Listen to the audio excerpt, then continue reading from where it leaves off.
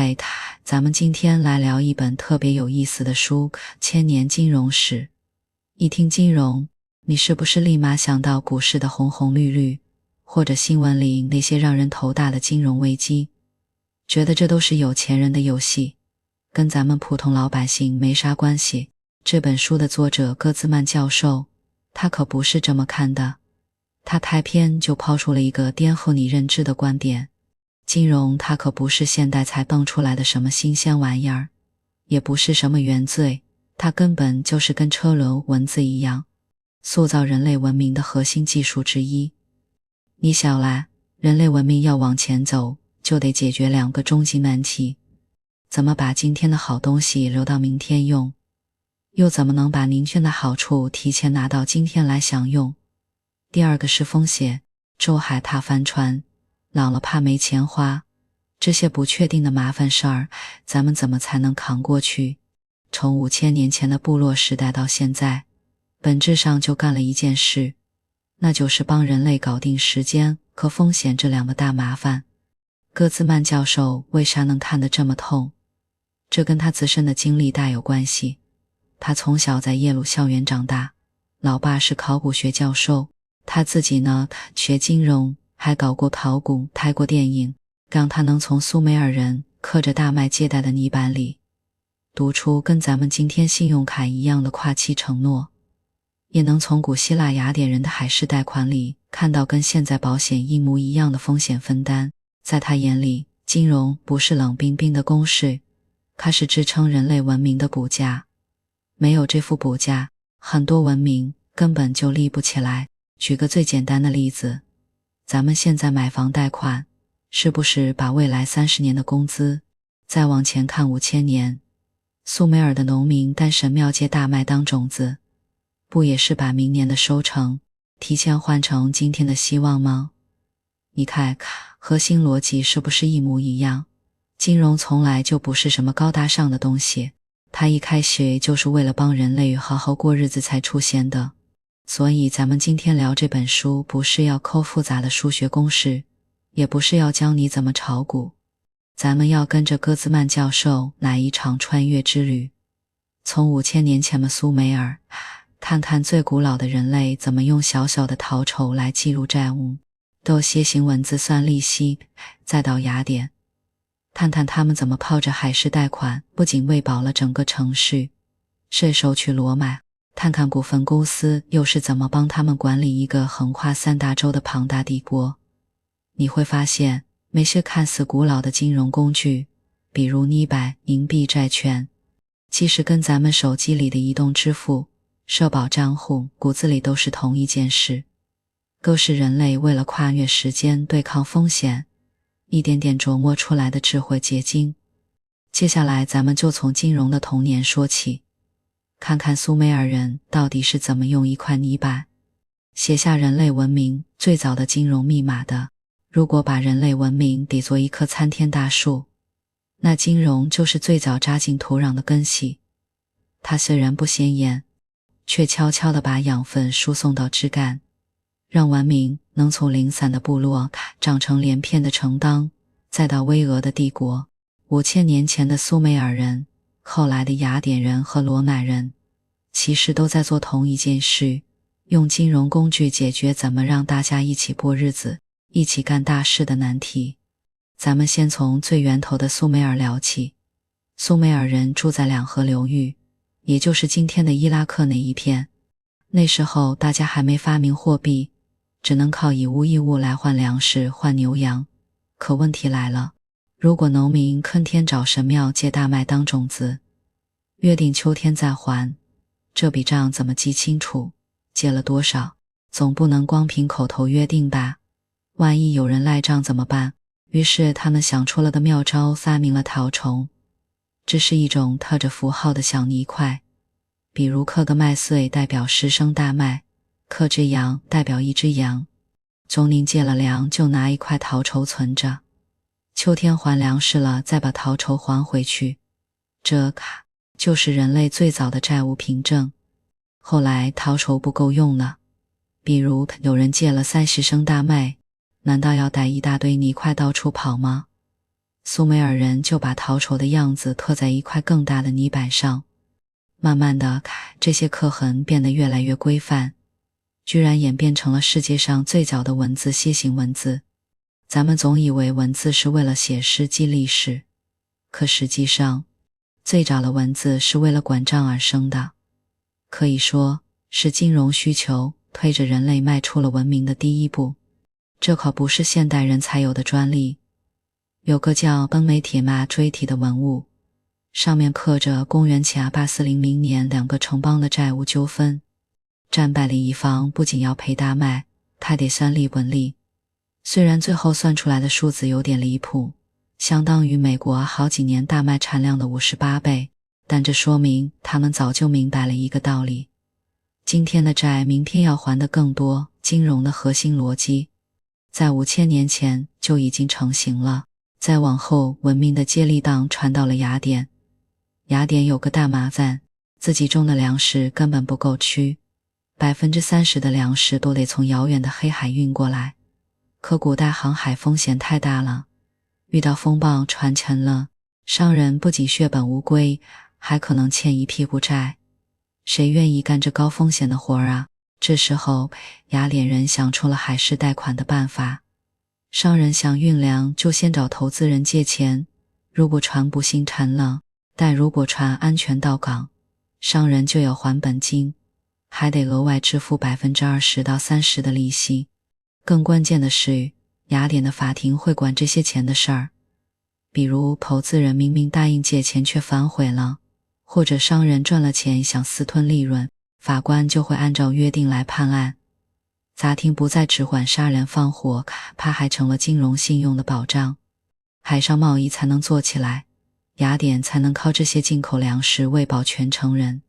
雅典的货币也藏着金融智慧，他们的猫头鹰银币上刻的是雅典娜和猫头鹰，从来没刻过国王的头像。这背后可是个大心思，这钱不是国王的，是雅典城邦的钱，老百姓用它交税，领政府发的补贴。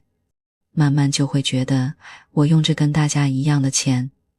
我就是雅典的一份子。这就是货币的粘合作用，它让分散的公民有了共同体的感觉，而这种感觉正是民主制度能扎根的土壤。最后看罗马，罗马要管那么大的帝国，收税、修路、养军队，光靠政府那点人手根本不够。于是他们搞出了包税人公司，把收税、修工程这些活儿外包给私人公司。普通老百姓呢，可以买这家公司的股份，赚了钱能分利润，就算公司亏了，最多也只赔掉买股份的钱，不用再额外掏钱了。这就是最早的有限责任，这些股份还能在罗马广场上交易。你要是急用钱，随时能把股份卖给别人，活脱脱一个不带的股票市场。可罗马也埋下了隐患，到了帝国后期，政府缺钱了，就开始耍小聪明，往银币里掺铅。原本纯银的硬币慢慢变成了银皮铅芯，硬币越来越水，物价就飞涨。以前一个银币能买10斤面包，后来得10个银币才能买1斤。老百姓手里的钱不值钱了，连军队的军饷都发不出来，最后士兵们不愿打仗，帝国的防线慢慢就垮了。戈兹曼教授在这里敲了的警钟，罗马帝国的衰落表面上看是军事问题，但更深层次的原因其实是金融问题。当货币失去了信用，文明的血管就堵塞了。苏美尔人用泥板写下了金融的第一笔，雅典人用贷款和银币撑起了城邦，罗马人用骨痕公司运转了帝国。这些地中海文明的金融常识都围绕着怎么用信用粘合人群支撑大集体这个核心。在遥远的东方，中国却走出了一条完全不同的金融道路。咱们下一部分就来看看中国的祖先没学苏美尔的泥板，也没搞雅典的贷款，却凭着贝壳和纸币也撑起了自己的文明版图。上一部分咱们聊了地中海文明，他们用泥板、海事贷款和股份公司把信用变成了支撑城邦和帝国的工具。但在遥远的东方，中国的祖先们可没走这条地中海的路子。他们凭着对生活需求的敏锐洞察，琢磨出了一套完全属于自己的金融逻辑。这套逻辑不是为了支撑跨国贸易，也不是为了管理庞大帝国的外包业务，而是从咱们老百姓过日子、做买卖的实际问题出发，一步步沉淀出了独特的金融遗产。咱们先从最原始的钱说起。现在咱们用纸币手机支付看着很现代，可你知道吗？中国最早的货币居然是海边常见的贝壳。1976年，考古学家挖开商朝王后妇好墓的时候，除了那些璀璨的青铜器、玉器，还发现了7000多枚贝壳。这些可不是什么装饰品，而是实打实的商朝货币。说穿了就2字实用。第一，它稀缺，贝壳得从遥远的东南沿海运过来，不容易造假。第二，提起苏美尔人扛大麦，罗马人搬铜块，贝壳揣兜里就能交易，方便多了。咱们的汉字里藏着金融密码。你看碳、财、代、购、资、共这些跟钱币跟交易有关的字，这说明从造字的时候起，贝壳货币就已经和咱们中国人的生活经济紧紧绑在一起了。苏美尔人用楔形文字记账，中国人用贝字旁记录财富。虽然形式不同，但本质都是用符号把信用固定下来，这是人类金融智慧的共通之处。只不过中国的起点更贴近咱们日常的民生，咱们中国的金融创新来了一次大爆发，直接搞出了世界上第一种纸币交子。这东西可不是皇帝拍脑袋想出来的，而是四川的商人被逼出来的智慧。宋朝四川那边用的是铁钱，分量重的要命，买一匹布得扛50斤铁钱，买1斤盐都得拎1斤半。商人走街串巷做买卖，光扛钱就累得够呛。于是成都16家靠谱的商铺联合起来，搞了的交子铺。铺子里给一张写着金额的纸，这张纸就能当钱用，到其他交子铺也能兑成铁钱。这就是最早的交子，本质上是铁钱兑换券，却解决了钱太重扛不动这个大难题。后来政府接手，交子做得更精细了，用树皮做纸容易仿造，用4色铜板印刷也是因为花纹复杂难造假，还在上面刻上伪钞折战的字样，甚至规定每3年就换一次新交子，避免旧币磨损导致的信用问题。戈兹曼教授在书里特别佩服这一点。宋朝的纸币可不是乱印钱，早期有 30% 的撇钱做储备，相当于每印100贯交子，库里就有30贯铁钱打底。这可比几代年后欧洲早期纸币的管理还要讲究章法呢。这种以实用为核心，以防未来保信用的思路，正是中国金融智慧的精髓。但这里有个关键问题，为什么中国没有发展出欧洲那种资本市场呢？比如威尼斯的永久债券，罗马的部分公司，中国古代为啥没出现？戈兹曼教授的答案很透彻，不是中国没能力，而是政治结构决定了金融的路径。你看欧洲当时是小国领命，常年打仗，比如威尼斯、热那亚要打仗，修港口，政府没钱，只能向老百姓借钱，而且还得承诺永远付利息。慢慢的就有了债券市场。但中国呢？咱们是大一统的王朝，朝廷缺钱了，有更直接的办法，搞盐铁专卖，把最赚钱的行业抓在手里，调整税收。实在不行，还能印纸币，根本就没必要跟老百姓平等借钱。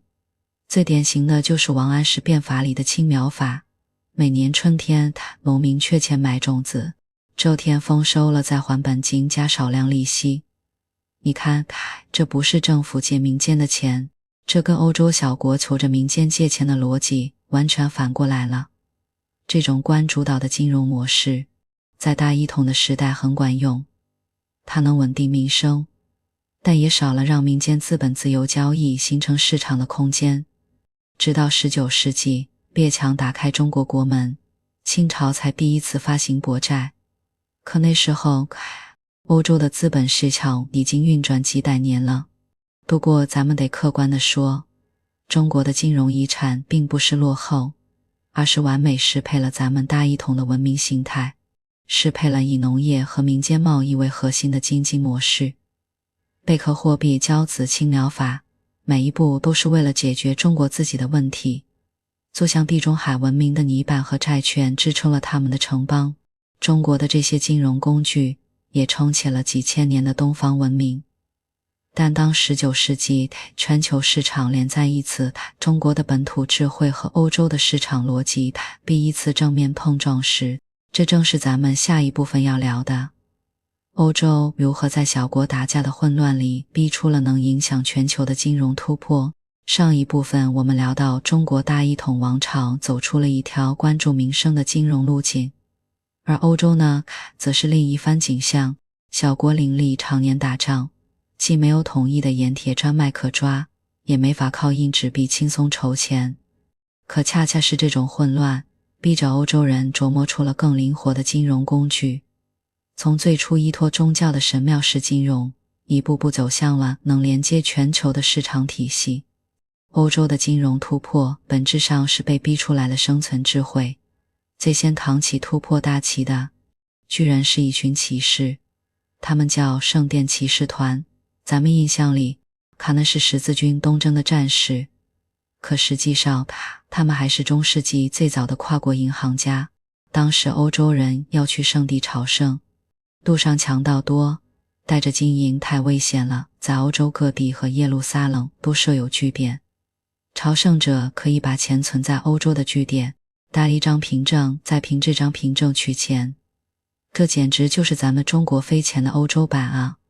虽然比交子晚了几百年，但它覆盖的范围更广，直接就跨大陆了。更厉害的是，他们还帮国王管钱。英国国王的王冠宝石，在国王室的税收收入，都愿意存在圣殿骑士团的仓库里。为啥？因为骑士团宣示了守平禁欲服从，大家觉得他们比那些探河的官员靠谱多了，不会私吞财产。可结局很讽刺，法国国王腓力4世欠了骑士团一大笔钱还不上，就罗织罪名，说他们崇拜异端，连夜抄了骑士团的据点，把财产据为己有。这件事给欧洲人提了个醒，也躲不过政治权力的收割。要想稳定发展，得找一种脱离单一王权控制的模式，这就为后来承当金融的崛起埋下了伏笔。真正的突破点出现在威尼斯。1172年，威尼斯要跟拜占庭帝国打仗，国库空虚，没钱招兵买船。要是换了中国皇帝，可能会加税或者搞专卖，但威尼斯是个城邦，没那么大权力，只能向老百姓借钱，而且是强制借钱，按照财产多少分摊额度，富人多借，穷人少借。他们承诺每年得借钱的人 5% 的利息，而且这借钱凭证可以卖给别人。比如你借了100金币，急用钱的时候能打凭证，但95金币卖给邻居，邻居以后就能拿着凭证领利息了。这就是世界上最早的债券，而里亚尔托桥边的交易市场就是最早的债券市场。这里还有一个绕不开的矛盾，当时教会严禁高利贷，威尼斯人怎么解决的呢？他们玩了概念转换，不说这是借钱收利息，你买的不是债，你买的是威尼斯未来税收和贸易利润的一部分，所以拿收1天金币1，这不是钻空子，而是金融逼着人类重新思考钱的道德。当金融要支撑城邦生存的时候，旧的道德规则就必须适应新的需求。这种务实的变空正是欧洲金融突破的关键。光有债券还不够，金融要走得远，还得靠算得准。这时候数学站了出来，以前欧洲商人算利息分利润，用的是罗马数字，又麻烦又容易错。一个叫斐波那契的意大利人写了本《珠算原理》，教大家用阿拉伯数字算账，还专门讲了怎么算年金，怎么分合伙利润。比如书里有道题，一个人存100磅，每月利息4迪纳勒斯，每年取30磅，这就是最早的现金流计算，让金融从拍脑袋估算变成了精确计算。再后来，伯努利、哈雷这些科学家也加入了进来。哈雷就是发现哈雷彗星的那位，他拿到了德古雷斯劳氏的死亡数据，算了算一个13岁的孩子活到60岁的概率有多大，然后根据这个概率算出给这个孩子买一份终身年金该卖多少钱。这一下就解决了政府卖年金怕亏的问题。戈兹曼教授特别强调，金融和数学是共生体，没有数学，金融只能是赌运气；没有金融，数学也不会从象牙塔里的算题变成管理风险的工具。正是这种科学加金融的组合，让欧洲的金融工具越来越精准，能支撑更大规模的贸易和投资。到了19世纪，欧洲的金融已经不是城邦的小打小闹了。英国的股票市场能为铁路建设融资，法国的银行能支持海外殖民地开发，荷兰的东印度公司靠股份募集资金把贸易做到了亚洲，一个连接全球的金融网络慢慢成型。但这套体系也藏着隐患，当金融越来越复杂，越来越追求快速赚钱时，泡沫和危机也跟着来了。就像戈兹曼教授预警的，突破往往伴随着失控。欧洲人靠混乱逼出了金融创新，却也得面对创新带来的风险。接下来咱们就聊聊第4部分，当全球金融连在一起，那些泡沫、危机和监管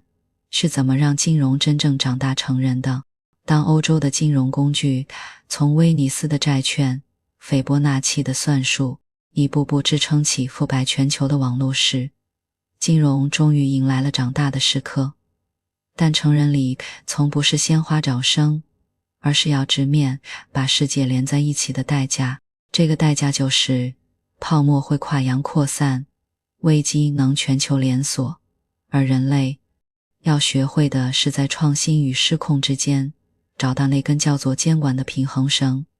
戈兹曼教授在书里把这100年历程写成了一部金融试错记，每一次泡沫破裂都是一次教训，每一次监管升级都是金融向成熟迈出的一步。最先让全球金融显形的是东西方第一次深度碰撞。19世纪的中国既要修铁路办工厂，又要赔鸦片战争的战争款，只能向欧洲银行借钱。这是中国第一次真正走进全球资本市场。但和威尼斯借债不同，欧洲投资人觉得中国风险高倍的利率比英国、法国国债高了1倍还多。比如1894年清朝发的英德续借款，年息要 5%， 还得用海关税收做抵押。戈兹曼教授说，这不是欺负人，而是全球金融的定价逻辑。陌生的市场、不透明的规则，都会让风险溢价变高。中国要融入这个体系，就得先学会这套信用语言。更有意思的是世纪20年代的上海滩，外滩上挤满了外国银行和中国钱庄，股票交易所里能炒中国铁路股、外国橡胶股，外汇市场上银元、biển元、英镑随时兑换。这可不是西方强加的市场，而是中国本土的金融精英，比如钱庄的庄票和全球工具，比如股票、债券的结合。当时上海的商人既会用传统的合伙制做生意，也会买外国公司的股票来分散风险。这说明全球金融不是什么外来物，而是不同文明金融智慧的融合场。但这种融合也藏着风险。1921年的性交风潮就是因为太多人盲目炒股票，最后几十家信托公司倒闭。这也是中国第一次尝到全球金融泡沫的滋味。不过真正让全球金融同道记住教训的是20世纪的2次大危机。1929年大萧条从美国股市崩盘开始，很快传到欧洲、亚洲，以前的危机多半是一城一邦的事儿，现在是牵一发而动全身。为什么？因为美国的银行把储户的钱借给炒股的人，欧洲的银行又买了美国的股票，全球资金连在一起，一家银行倒闭，就会像多米诺骨牌一样倒一片。这时候凯恩斯站了出来，金融市场不是万能的，它会发疯，就像人会冲动购物一样，市场也会冲动投机，这时候政府必须出手拉一把。比如二战后各国保的社保体系，其实就是把17世纪的年金变成了全民福利，每个人每月交社保，政府集中管理，老了能领钱。这不是消灭金融，而是用监管把金融变成了稳民生的工具，但监管永远赶不上创新的脚步。2008年的次贷危机就是一次新麻烦，美国银行把那些还不起房贷的人的贷款打包成债券，再层层包装卖给全球的投资者，连银行自己都搞不清这些债券里藏着多少风险。最后房贷违约潮一来，拼到整个国家差点破产。戈兹曼教授对比了1720年法国的密西西比泡沫和2008年的危机，发现本质一模一样，都是把未来还没发生的收益当成了确定的钱。但不同的是，2008年的危机里，金融工具复杂到没人看得懂。这是全球金融成人后面临的新挑战，创新太快，监管的眼睛需要更亮。所以这100年的成人里，其实就讲了一件事，金融的全球化，而是要建立全球共识的规则。比如2008年后，各国一起搞巴塞尔协议，要求银行不存点钱当风险备用金，中国也慢慢开放金融市场，让外资更方便地买中国股票债券，这些都是在补规则。但戈兹曼教授也提醒我们，监管不是捆住创新的手，而是像给马路装红绿灯，不是不让开车，是让大家更安全地走。比如现在的数字货币、区块链，本质还是跨期承诺的新形式，只要守住信任的底线，它们就能成为新的金融工具。讲到这儿，我们已经套完了金融从5000年前的泥板到今天全球市场的全程，它从帮苏美尔农民借种子的小工具，从解决生存问题，变成了需要平衡创新与风险的复杂系统。而这一切的核心从来没变过。就像我们下一部分要聊的，金融的终极启示其实都藏在时间和信任这2个最朴素的词里。聊完这几千年的金融故事，咱们其实可以把那些复杂的工具和公式都抛开，最后就落回2个最朴素的词，时间和信任。这就是这场关于钱的时间游戏的底色。你看苏美尔人刻泥板，是怕明年忘了今天借了多少大麦；雅典商人签海事贷款，是赌2个月后船能平安到港。咱们现在还房贷，是让未来30年的自己帮现在的自己安家交社保，是让现在上班的自己帮未来退休的自己勾笔。金融从来不是赚快钱的技巧，它是人类发明的一台时间机器，它不能让我们穿越时空，却能把过去的承诺、现在的资源、未来的希望串在一起，让文明们一步步往前走。而且这游戏没有标准答案，苏美尔的陶宠，中国的骄子，欧洲的债券，没有谁比谁高级。苏美尔人需要解决部落间的债务纠纷，所以有了泥板。宋朝乡人需要解决铁钱太重的麻烦，所以有了债券。狗是特定文明在特定阶段解决自己日子怎么过的答案。就像咱们不会用骄子去解决威尼斯的战争筹款，也不会用债券去解决四川商人扛铁钱的累。金融的智慧从来不是抄作业，而是适配自己的问题。但这游戏也有红线。罗马人往银币里掺钱，以为能骗得过时间，最后却让货币失信。2008年的银行家把还不起的房贷包装成复杂证券，以为能瞒得过风险，最后却让全球跟着买单。反过来，雅典人用法庭保障海事贷款的信用，所以海上贸易才能做起来。宋朝人用桑皮纸铜板印刷防伪，所以交子才能流通百年。创新可以大胆，但不能丢了信任这个根。就像最早的陶筹，要是刻了数字不算数，现在的手机支付，要是扫完码钱没到账，再厉害的工具也只是废纸和空壳。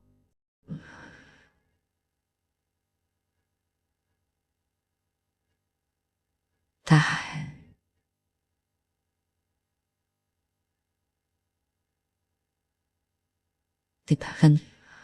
大海。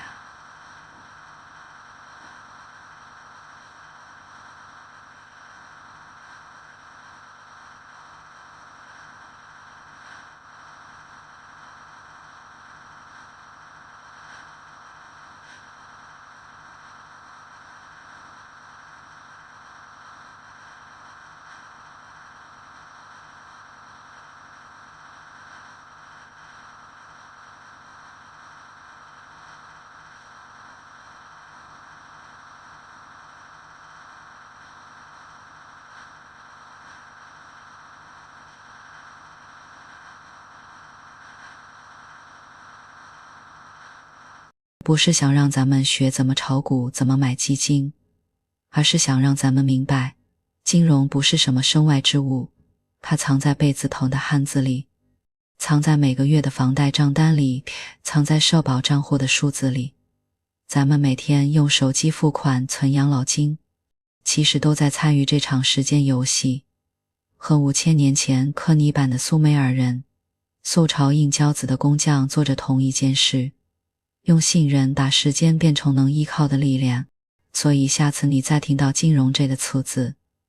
别只想到那些涨跌的数字，想想那些跨越千年的泥板、银币、纸币，想想它帮助人类解决的一个又一个过日子的难题。金融的终极意义从来不是钱生钱，